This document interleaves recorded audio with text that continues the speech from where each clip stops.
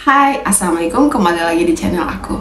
Kali ini aku bakalan share video yang berbeda dari yang sebelumnya, yaitu tentang materi kedokteran.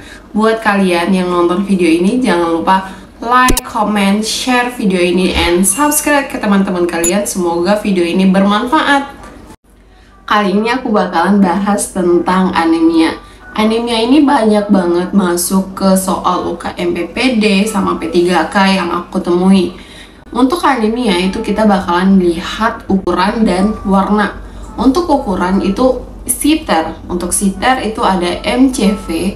Nilai normal MCV dia itu 80 sampai 95. Kalau normal berarti dia itu normal SITER. Kita tinggal tambahkan SITERnya.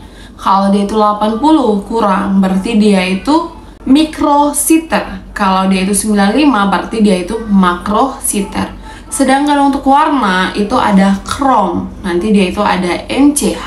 Nilai normalnya 27 sampai 34. Nanti dia itu normokrom.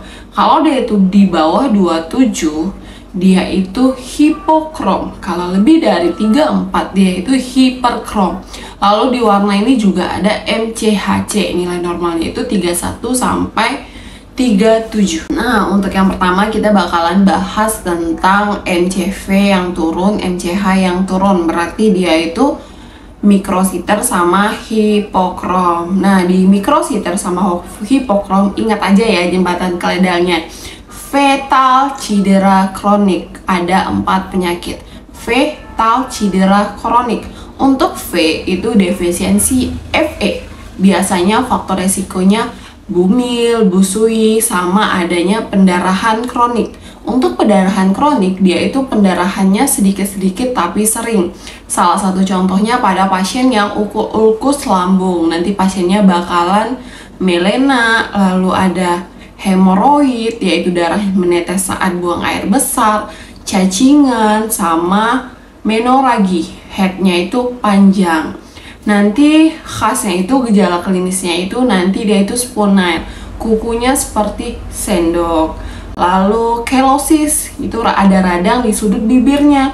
Sama nanti dia itu ada atrofi papilida dan pika.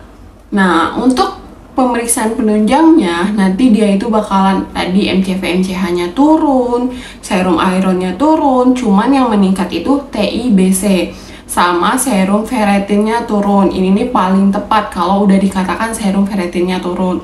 Untuk sediaan hapusan darahnya itu ditemukan sel pensil. Nanti komplikasinya bisa pendarahan postpartum pada ibu-ibu yang hamil. Untuk terapinya nanti diberikan sulfosperosus. Itu tuh diberikan 3 kali 200 mg selama 4 minggu. Jika sudah normal nanti kita lanjutkan 2-3 bulan. Dia itu diberikan sebelum makan. Proses ini sebaiknya dikonsumsi sebelum makan atau sesudah makan disertai ditambah dengan vitamin C. Kenapa?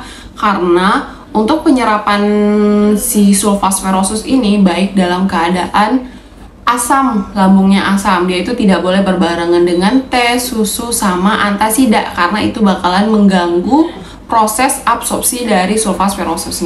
Nah, yang kedua itu ada tadi T, thalassemia atau hemolitik herediter. Faktor resikonya itu pada anak-anak nanti bakalan diterik sama organomegali. Pada pemeriksaan penunjangnya itu dia itu bakalan ditemukan tears drop. Nanti seperti air mata yang jatuh atau tetesan embun. Sama yang kedua itu adanya target cell. Sama nanti bakalan ditemui poikilositosis atau anisositosis atau anisopokilositosis. Nanti dia itu seperti sosis. Nah, untuk gold standar pemeriksaannya itu yaitu elektroforesis HB. Nanti bakalan ditemukan HbA2-nya itu meningkat yaitu 4-7%, sama HbF-nya meningkat 1-3%. Nanti untuk terapinya itu bakalan diberikan transfusi PRC selama seumur hidup. Untuk 1 ml PRC sama dengan 1 mg Fe.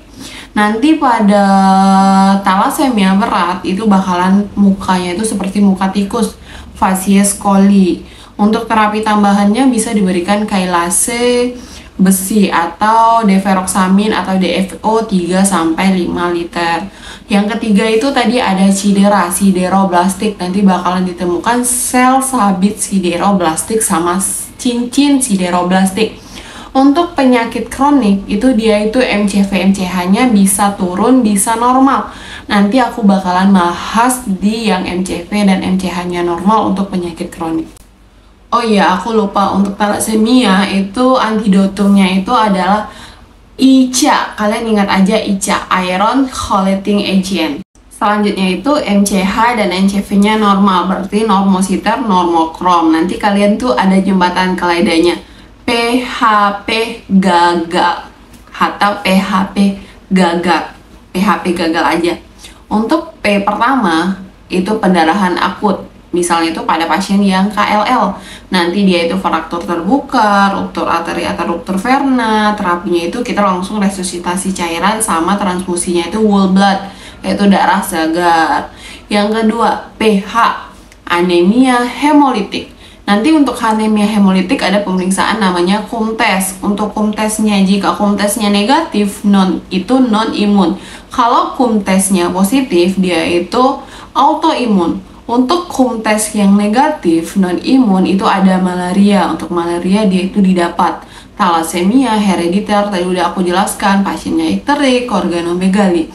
Sedangkan KUMTES yang positif, dia itu autoimun. Autoimun nanti dia itu ada anemia hemolitik autoimun sama adanya defisiensi G6PD, nanti ditemukan beta cell. Untuk terapi anemia hemolitik autoimun itu nanti diberikan prednison sama PRC yang sudah dicuci, sel darah merah yang sudah dicuci. Lalu ada aplastik. A itu tidak plastik pembentukan sumsum tulang, berarti aplastik itu tidak adanya pembentukan sumsum tulang. Faktor resikonya yaitu misalnya ada obat yaitu kolanramphenicol, itu kan demam tipoid. Nah, nanti pada pemeriksaan penunjangnya itu ditemukan pansitopenia, yaitu leukositnya turun, HB-nya turun, sama trombositnya turun. Nanti untuk gold standarnya itu adalah BMP, bone marrow puncture. Terapinya itu ya transplantasi sumsum tulang.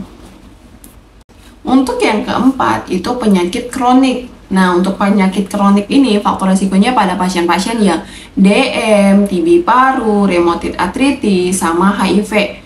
Nanti pada pemeriksaan penunjangnya itu serum ironnya turun, ferritinnya turun, meningkat atau normal, TIBC-nya turun atau bisa normal. Untuk terapinya itu kita sesuai dengan etiologinya, yaitu faktor resikonya tadi. Kalau dia itu pasiennya DM, kita terapikan DM-nya, TB kita terapikan TB-nya. Yang terakhir itu ada gagal ginjal kronik. Untuk gagal ginjal kronik itu urium kreatininnya sudah terganggu, jadi menyebabkan defisiensi eritropoietinnya. Jadi terapinya itu kita berikan hormon eritropoietinnya sama transfusi PRC.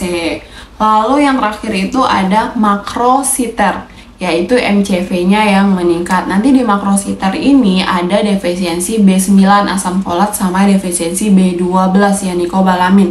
Nanti untuk defisiensi B9 yaitu asam folat, faktor resikonya itu ibu mil yang ada riwayat ansefali, lalu nanti dia itu peminum yang minum alkohol, sama minum-minuman obat, minum obat, contohnya itu obat kejang, yaitu penitoin, obat TB, isoniazid, sama obat HIV, sama kloramfenicol. Nanti dia itu terapinya itu diberikan asam folat. Asam folat diberikan 1 kali 2 mg buat orang-orang yang nggak ada riwayat anaknya anencefali. Sedangkan yang ada riwayat itu diberikan 1 kali 4 mg. Untuk yang defisiensi B12 itu faktor resikonya itu orang-orang yang vegetarian. Untuk orang-orang yang vegetarian itu juga bisa menyebabkan defisiensi besi. Nanti dia itu menyebabkan kelosis, radang pada sudut bibirnya. Lalu ada gangguan lambung, maksudnya gangguan lambung sama usus halus. Orang-orang yang gangguan lambung dan usus halus berarti dia itu bakalan mengkonsumsi obat-obat PPI yaitu omeprazol sama postgastroctomy. Gejala klinisnya itu bakalan defisit neurologis yaitu kebas-kebas, kesemutan, sama pusing. Nanti kita berikan terapi hidroksykobalamin, yaitu 10 mikrogram selama 5 minggu secara IM. Alhamdulillah, sekian dulu video aku pada kali ini. Semoga bermanfaat. Kalau ada yang salah atau ada yang keliru atau ada tambahan, karena materi kedokteran itu kan setiap tahunnya ada perubahan atau ada pembaharuan. Jadi boleh banget ya teman-teman kita sharing, boleh banget bantu di komen kalau ada yang kurang. Baik, terima kasih. Jangan lupa like, comment, share, dan subscribe. Dan boleh komen aku bahas materi apa lagi. Assalamualaikum.